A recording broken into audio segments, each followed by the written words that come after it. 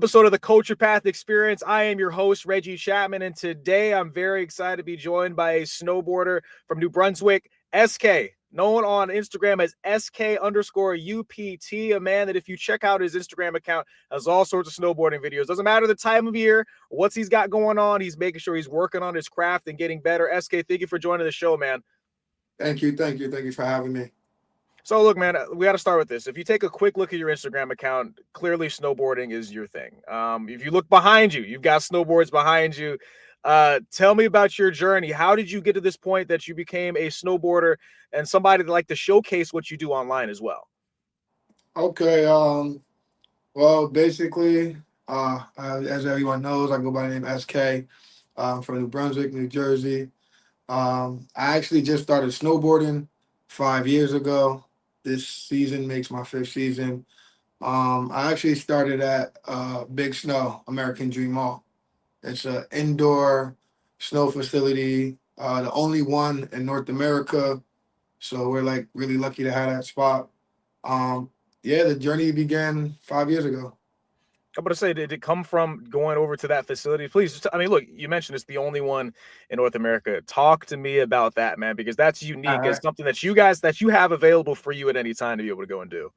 All right. So yeah, pretty much it's in East Rutherford, New Jersey. It's literally across the street from the Giants football stadium. Uh, Really? yeah, this mall has been there for 20 years. It just opened up 5 years ago, I believe. And when it opened up, the only thing that was really opened up was Big Snow, the ski slope. And I'm at home one day watching a friend of mine. Shout out to Waldo. I seen his Instagram and I hit him up. Yo, where you at, bro? He's like, I'm up here at the American Dream Mall. So he sends me to Addy. Um, I ended up pulling up probably like a couple days later, and the whole mall was literally closed, but Big Snow was open. So I walked in and I couldn't believe my eyes. Like I really couldn't believe there's like snow in a mall. That's insane. So but naturally, look, snow's not nothing new to you. If you live in that area, why is it unique to be able to have it in a mall like that? If you could describe what that feeling was like when you walked in, because most of us, and clearly, like you said, it's so rare that it exists. It doesn't exist everywhere. So for you, taking it all in that moment, do you remember what feeling you had and what I guess drew you in that moment to try and become a snowboarder in that time? Well, uh, this is considered the ice coast on the east over here because we don't really get no snow at all. Okay. So they, as I learned, it's called the ice coast over here. So that walking into there for the first time, mind you, never ever being on snow a day in my life. Watching it, the closest was watching it on X Games as a kid. So walking into this cold freezer, I would call it, and Mhm. see snow on the ground and just like walking around, just amazed at the place. Like I couldn't believe it. So um, I went with my little brother and my cousin. So we walk in. I already had some equipment that I borrowed from a friend the day before. So, we get suited and booted. We walk out there. It's like I said, it's unbelievable. Like words really can't describe it. You really got to feel it for yourself, especially it's indoors versus being outside. And the first place I ended up going was to the bunny slope. And at that time, I didn't know what bunny slope meant. To me, it's just, oh, let's go to that little hill right there, and I ended up trying a couple turns, didn't know what I was doing. I get down to the bottom. I'm like, nah, this ain't it. This ain't it. I don't like this. So I was like, let's go to the top because they had it extend. It's another half to the spot. So I was like, oh, and they have chairs and like they ride in the air, which I didn't know anything about it. Now I know they're lift chairs. So I'm like, all right. So we go in the lift chairs or whatever, and we get to the top. Now I'm at the top. Now it's a different view. I'm like, holy crap. This is where we have to go down. Like this, I have to go down this. And I was like, whatever, let's do it. So I strapped up. I looked back at my brother and the cameraman, my cousin, and I just took off. And when I took off down this hill, I don't know how fast I was going. To me, I felt like I was going like 85 miles an hour. But I probably was only going about like 20, 15, I don't know, somewhere around there. And I didn't know how to stop. So I got to the bottom, like, oh, how do I stop? And I just ended up falling on my butt. And I got up, and it was like that very moment. that I was like, yeah, this is what I want to do. What in the world got into you to made you think, let me just go down this hill without having any prior experience of actually snowboarding, man? What in the world were you thinking? I mean, growing up, I was always a daredevil, so this wasn't really nothing to me. Um, Besides skateboard, I would never skateboard. I'm scared of concrete. But I don't know. I mean, I didn't have nothing to lose. I'm like, there's nothing here but snow. So I don't know. Whatever happens next, as long as I didn't go through the orange fences they had up, that's all that I mattered. That's all that mattered. So you went down that hill. You're going 100 miles an hour, 85 miles an hour in your head. You get to the bottom after sliding down, having not ever done it before. You talk about that moment, that spot where you got up and you realized that you really, really wanted to enjoy this for forever. What was it about that moment that made you feel like you were so attached to snowboarding forever? Um, the fact that growing up that I watched it on X Games, but I never had the opportunity to do it, due to the fact where I come from. So that was the moment. It was like I don't know. It's like a light switch, and my whole life just changed in that very moment. Once I got to that bottom and I unstrapped, it's like I don't know. I guess being from an inner city that it doesn't exist, snowboarding doesn't exist, and finding a sport that you can do that nobody else does in your town. Um, I just ran with it. I just did it. And like I said, that moment is unbelievable. Unbelievable moment. Everything just rushing through your head at once, you know. You're not really thinking about anything but where you're at that moment. And the next thing I had to do is go back up and do it again. Is there a feeling that you have going down the hill? Like you said, you're going down the hill. You can't really think about anything else. You got to focus. So it gives you kind of a sense of what I would imagine, just kind of being free from whatever else is going on in your life. Is there something that you feel when you're going down that hill, and you get a time, you finally get a chance to strap up the boots? As of now, it's a feeling that it's a feeling being through so much in life and never thinking that you were able to overcome these things in life, and now you're just like you're where you want to be, or you're at a spot that you didn't even know that you could be. um that feeling every time you strap up on the board, or for me anyway, every time I strap up on the board, it's like everything's blocked out. Everything's blocked out, and it's just me and riding, me and snowboarding, me, the snow and the board, and the views. Like the views set it off. Like these mountains have some really beautiful views, and that's another thing that is very important part of the snowboard culture for me. Our views as well, because where I'm from, you don't see a lot of good things, I guess you could say. You see a lot of bad things. You see a lot of buildings. You know, so it's like it's almost like a baby New York, not really a New York City, but like a small New York City where you see a lot of people still, no matter what. But when you get out there to the open, it's like you don't see what you see back home. It's a different feeling. You mentioned coming from the inner city. What are some of the lessons that you learned growing up that maybe helped you in your journey of trying to become a better snowboarder? And what are some of the things that you had to overcome? Well, growing up wasn't so easy for me. I lost my mom when I was 7 years old. I ended up in the foster care system, and from the foster care system, I ended up living with my aunt in New Hampshire. And then through the whole process of my mom and my dad trying to get custody of his back, things went left for my mom, and she ended up passing away. So then my dad ended up getting custody of us, and we ended up coming home. So I was basically raised by my dad and four brothers and sisters. I have 12 brothers and sisters all together. My dad has 12 kids, but my mom's kids is only four of us. So coming back home and my dad being a single dad raising us, not really, not say I didn't have a lot, because I had a lot. I had food on the table, I had clothes on my back, I had a roof over my head. But like I didn't have the luxuries of having all the finer things in life as the other kids and things like that, or even having a mom for se. So just growing up in the hood, as they call it, it definitely hit different. Far as far as the the way snowboarding came into my life, it definitely played a role from my past, I guess, if that makes sense. So never being able to do nothing growing up and going through all these circumstances, and then you actually finding something in life that you really, really like and that you actually have control to do. That's what hit different. It's incredible, man. The way that you were able to overcome your surroundings and your situation to be able to achieve really what you wanted to achieve. I think what I'm interested in now is, um, like you said, you saw what this was on the X Games growing up, and but I'm sure when you got to the slopes, you realized there's not a whole lot of people that look like you on the slopes. Was that something that was difficult as well, especially because there was nobody in your friend group that had ever done this either? So was that difficult for you to think, hey, let me actually go after this versus letting other people tell me, this is maybe not for me, or maybe even seeing that you thought it might not even be you?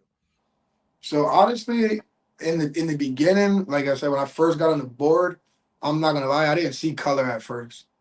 Color wasn't even like running through my mind. It was more just me being on a board.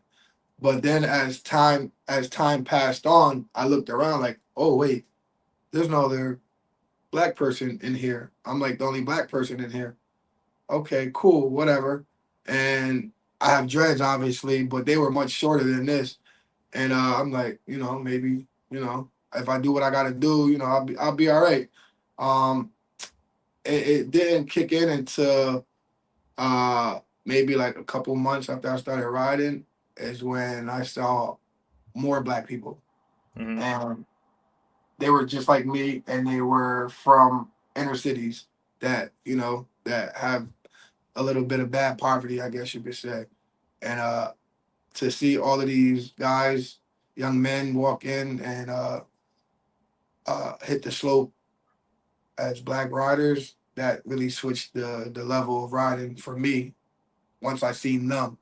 Um, I knew I couldn't do the tricks that the other guys could do, but it's like I don't know, something kicked up when these guys came in, when the brothers came in, and it switched. Things started switching. It was like I started doing tricks that the other guys could do, and then we all started doing these tricks. Now you have a bunch of black riders that are actually doing tricks. So like that was something different as well. What does that sense of community feel like for you when you're, like you said, you got to the point where you started to actually look around and to now see people around you that can help push you to bring your game and your ability to the next level? What does that mean for you? It means a lot. Everybody back home, they always saying that the white side in me is coming out. I am half black and I'm half white. Um, but like I said, where I grew up at, I guess the white side didn't come out as a kid. But now that I snowboard, it supposedly came out. Um, uh, yeah, messed up. Sorry about that. You know, you're good Um, because I understand, right? Like it's something that a lot of people in our culture, and a lot of times you don't see us doing stuff like this. So like you do get that point sometimes. People are like, oh, that's the real white of you XYZ. Like, why is it important to show people that that's I mean, look, that doesn't feel appropriate, man. At the end of the day, this is for us. Snowboarding is for us. You know what I'm saying? It's something that we can do and can dominate. Why is it important to show people that it's not just a white thing for people to be doing? um, because snowboarding is for everybody. Actually, snowboarding is for Yep. every race, every gender. Um, you will see a lot of other races more than you do black riders. But now in 2024, going into the 2025 season, I can definitely say it turned up a lot. There's a lot of black riders outside as we speak. You have new riders, you have some OG riders, you have uh, riders that just started skateboarding that was like, you know what, let me just switch over to snowboarding. So to see the black community on snow now, it's like a black party if you ask me. Like it's definitely a black party. It's a black party on snow. That's how I look at the snowboarding community. Um, we're not bringing violence. We're not bringing hatred. We're not bringing anything that in that type of way. everything comes from us is all love. Majority of us probably come back from backgrounds, and we're just trying to get away from our backgrounds and start something new. So we came to snowboarding, and you also have some black skiers as well. But snowboarding is where it's at. I would say. Why do you feel like it's, or what role do you feel like you play in helping getting more people that look like us out on the slopes? Because you look at your Instagram account, you're posting yourself, the things that you do well, you're posting your failures, you're posting the stuff that you work on and train when the snow is not out or when you're just at your house. Why do you feel like it's so important for you to show those things? And is that your role in helping bring more of us into the snowboarding community? So yeah, it really just started to show my friends really back home. Pretty much that was it. It was like I'm gonna just show them like this is what I can do. I didn't even know how to edit videos or anything at the time when I started. So when I did start riding and I got all my tricks, started getting my tricks down packed and get them together, I just started posting everything and something just was like, just post your falls too. So I posted my falls. A lot of people won't post their falls, but I want to show people where I come from that we all could do it. You're gonna fall. It does hurt. But I feel like if I didn't post my falls, then I would get like, oh he's done that his whole life, or he's been doing that type of thing, and is really not. I just started, and I just wanted to show everybody from all around the world from different backgrounds, that you could do anything that you put your mind to, whether it's snowboarding or anything else in this world. Uh, yeah, pretty much. I want I'm to curious. stop. No, you're good. And look, what I was curious about too is you oftentimes tag vans and you're posting photos with kids with vans. And Okay, okay, what yeah, is yeah. your relationship with vans, and why do you showcase them on your page? Okay, so let's run it back real quick. So it really starts. It started from this magazine right here. Okay. Actually, All right. so this guy right here happens to be Russell Winfield, the first African American pro black snowboarder. Like I said, I was riding at Big Snow, maybe like not even a year into riding, and I ended up meeting some friends. We were riding. They ended up getting hit up by Snowboard Mag, which this is Snowboard Mag. They ended up getting hit up by Snowboard Mag, and they also reached out to me. So Snowboard Mag had put an article in for the George Floyd murder at that time, and they Hmm. were basically just um, bringing awareness to the black snowboarders, I guess, and to the black culture, and showing all the black riders love. And somehow my picture ended up in it, just a small little picture of me sitting at the top of the slope at Big Snow, and it was, I guess you could say, it was like that moment where things like clicked for me. I was like, oh well, I could probably go somewhere with this maybe. I don't know how far I could go, but hey, let's see where I could go with snowboarding. And then I ended up following Russell Winfield on Instagram, and he followed me back, which I was surprised because I didn't think people in the industry really have a lot of time to get back to people. Um, Right. anyway, long story short, he reached out back to me. We exchanged information. We chopped it up, and then fast forward, I ended up uh, going to do a video shoot at Big Snow. Um, and I got invited to do a shoot. So I was there, whatever, and a simple post of me being, I posted that I was there, and he reached out to me, and he asked me, "Hey, do you have any gear or anything like that?" I'm like, "No, not really." I was basically, just wearing clothes from home type of thing. Right. Um, and so he reached out to me. Then he linked me up with 686. Shout out to Patrick McCarthy. He linked me up with him through a quick text, and next thing you know, I was full kitted and 686 merch. So I got this merch, and I'm like, wow, this is crazy. Like this gear is fire. I'm like really ready to go snowboarding now.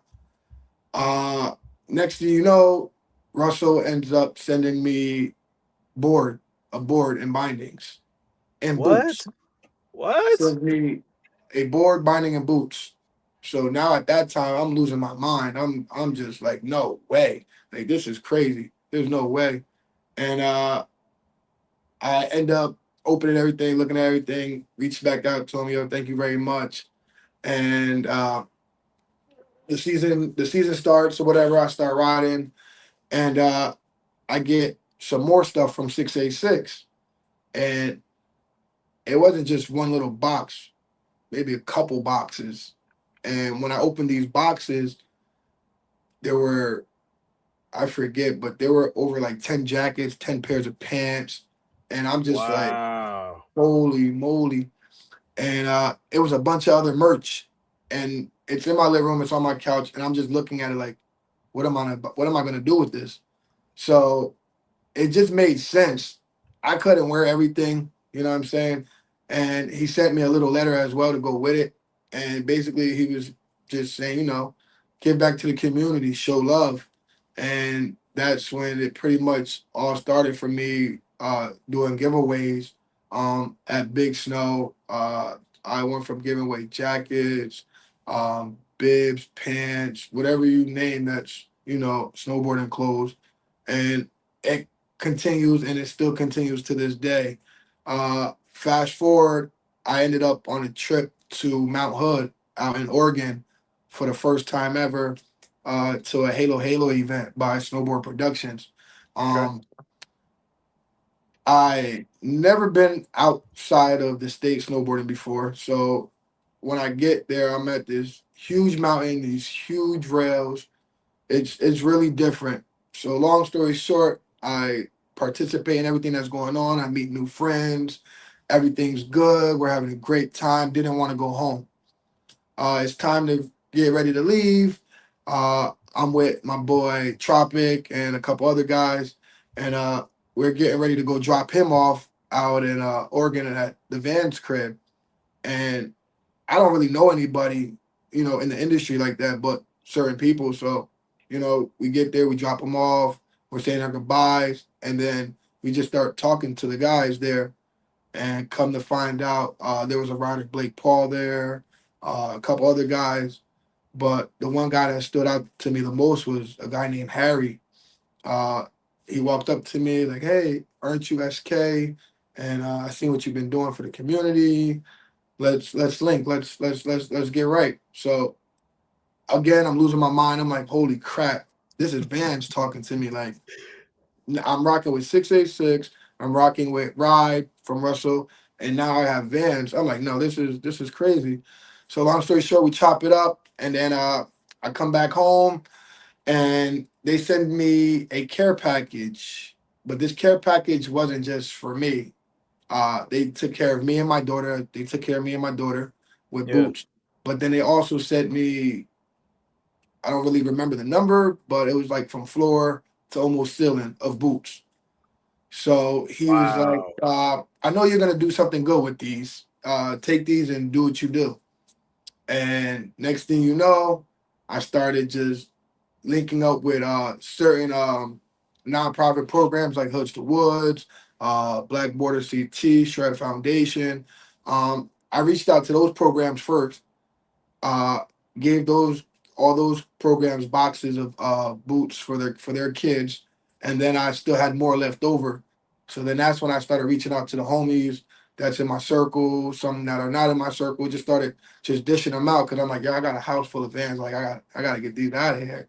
So I started dishing them out, and next thing you know, uh, once I gave the last pair out, which I thought was the last pair, I ended up getting more.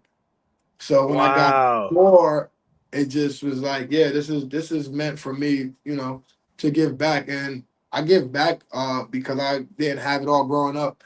I used to wear my homies, Jordans just to get by growing up. So like now that I'm older and I got a thing with, not on purpose, but like I look at people's feet because where we come from, we look at your shoe game, make sure your shoe game is right. So with me being on a mountain, I'll go to a mountain or wherever I'm at, and I'll just look at people's boots, make see if they got good boots on their feet. And there was this one time that there was a young lady, she didn't, her boots wasn't all of that or whatever the case might be, Yeah. and I set it up to where I had somebody go holler at her and make sure I had her size. And then I have that clip on Instagram, I believe. And I, met her in the parking lot. Didn't know who she was, didn't know anything about her. And I just blessed her with some brand new boots, never worn, with the tag still on them. And that's the joy that I get out of giving back, is the reaction that these people have, and they can't believe it. Like I couldn't believe it my first day when I got all of these things. They can't believe it as well. So that's how I linked up with Vans. So it started with Mr. Russell Winfield, Patrick, and now Harry from Vans. Incredible, man. And when you think back to you beginning your snowboarding journey, could you have ever imagined it getting to this point where you're getting reached out to and giving out stuff to people and traveling the world now to be able to experience stuff like this? Honestly, no, not at all. Not even a little bit. It's hard for you to get things from your friends nowadays out here. So for me to come into this community that I had no knowledge of, and didn't know about sponsors, didn't know about any of these things. I just came in to snowboard. Like I didn't come into like, oh, let me get some boots, let me get these, let me get that. I didn't come in for none of that. I just came in to snowboard because they didn't do it in the city. So I'm like, I gotta go do it. I want to be one of the first ones to probably do it out of my city. So even if I don't go pro, cool. I just wanted to say I did it. So So now that you've become pretty big in this community and you're doing your thing, you're snowboarding all the time. How much are you doing with your daughter now, man? I mean, what is that process trying to convince her to get out on the slopes with you? How much is she doing it with you? all right, so she's been doing it. I started, so she started a year after me, maybe a Okay. year after me. And if you once again check out the Instagram, you will see clips of her out there doing all types of things.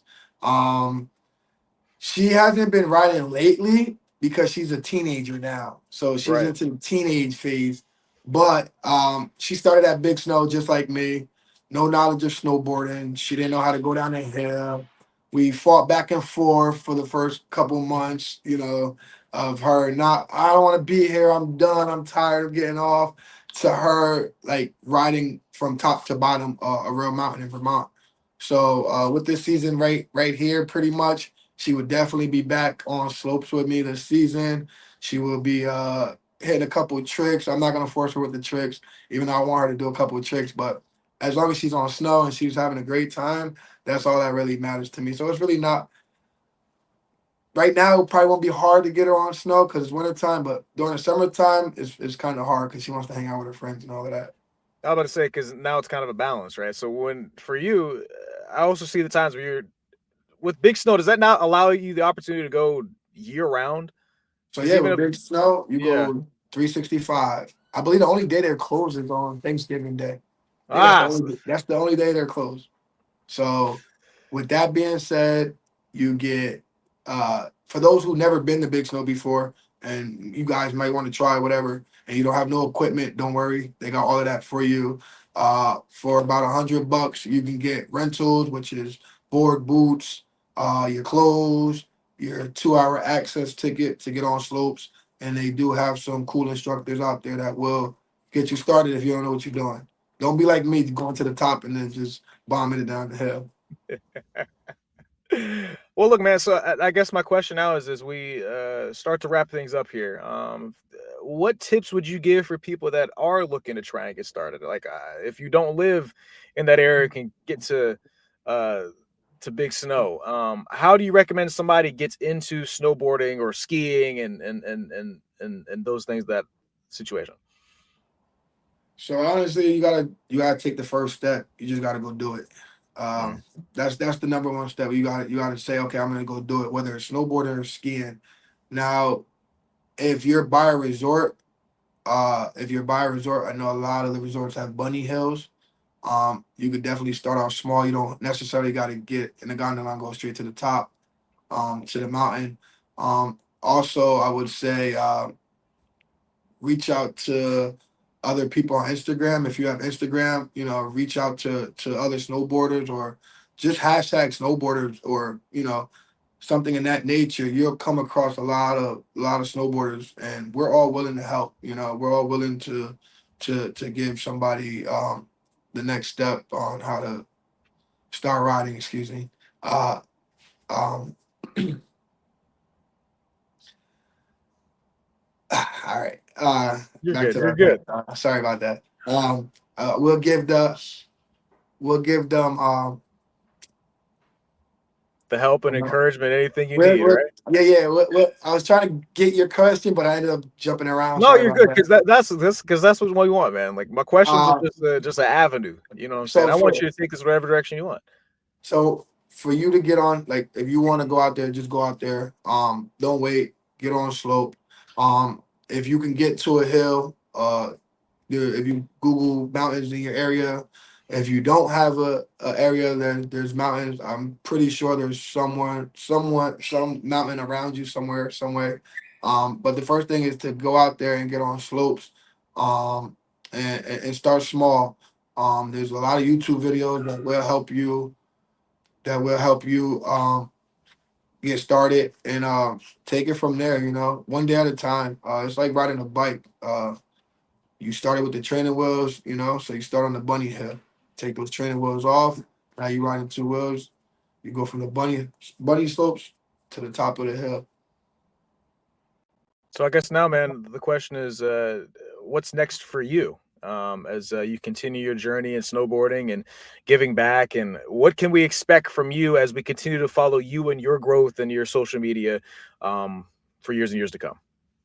Well, honestly, I don't expect to go pro.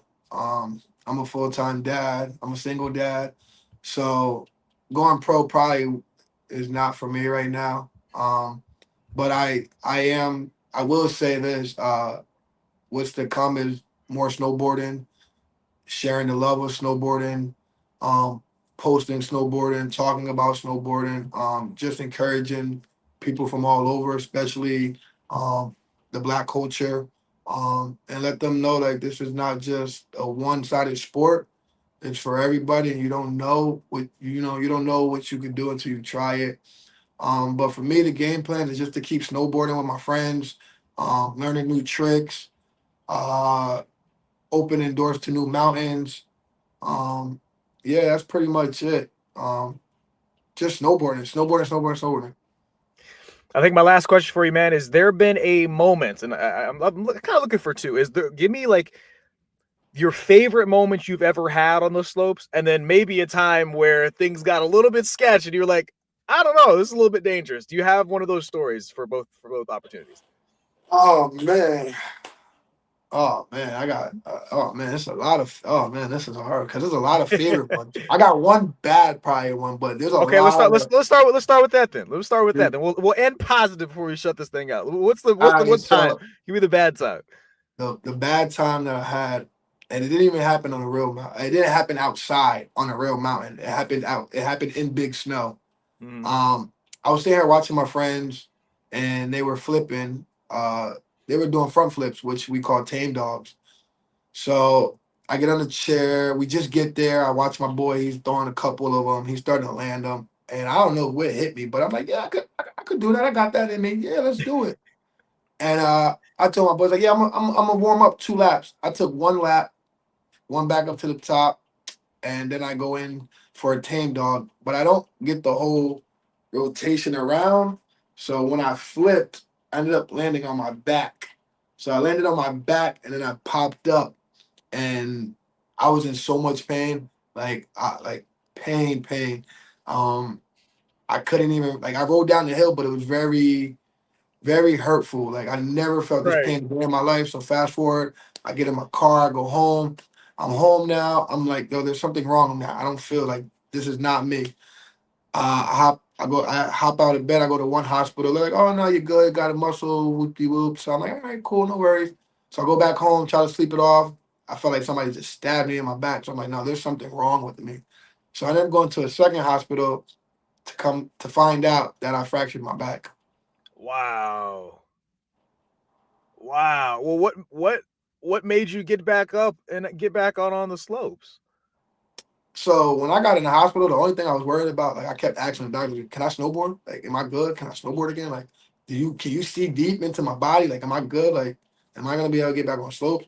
Um, I don't know. Like I said, I used to be a daredevil, so I wasn't gonna just let that one fall stop me from seeing, what was really out there. And I still ain't see everything that's out there, so I definitely couldn't let one fall, stop me. And so, look, you mentioned you wanted to see what all is out there. Talk to me about a moment where you got this, where you really thought, "Wow, this is what snowboarding is all about." So probably like two moments, and I'll try to make it quick. One moment was like I said before, it was in Oregon. I never been to Oregon. They call it Mount Hood, aka Mama Hood, and I'm out there in the middle of July, and it's 80 degrees, and we're snowboarding on a volcano. I don't know how dope, What? more doper can that get. Like I don't know how more cooler can that get. Yeah, you're on a volcano and you're snowboarding, real snow, no gun snow and none of that stuff, like all natural snow from the season. So that it stays out there pretty much all year long. And And you then the saying it was view from up 80 there, degrees out there? 80 degrees. So 80 degrees above the clouds, and you're Wow. snowboarding in short sleeve shirts. Wow, dude. That is And then incredible. one more was at Mount High, excuse me, Mount High in California. So I never knew that it snowed in California until I was a snowboarder. So um, I was kind of late on that, but I got a chance to go ride out there with my team 686. And that mountain was definitely different, definitely different. Just incredible views, incredible vibes, huh? Absolutely, absolutely.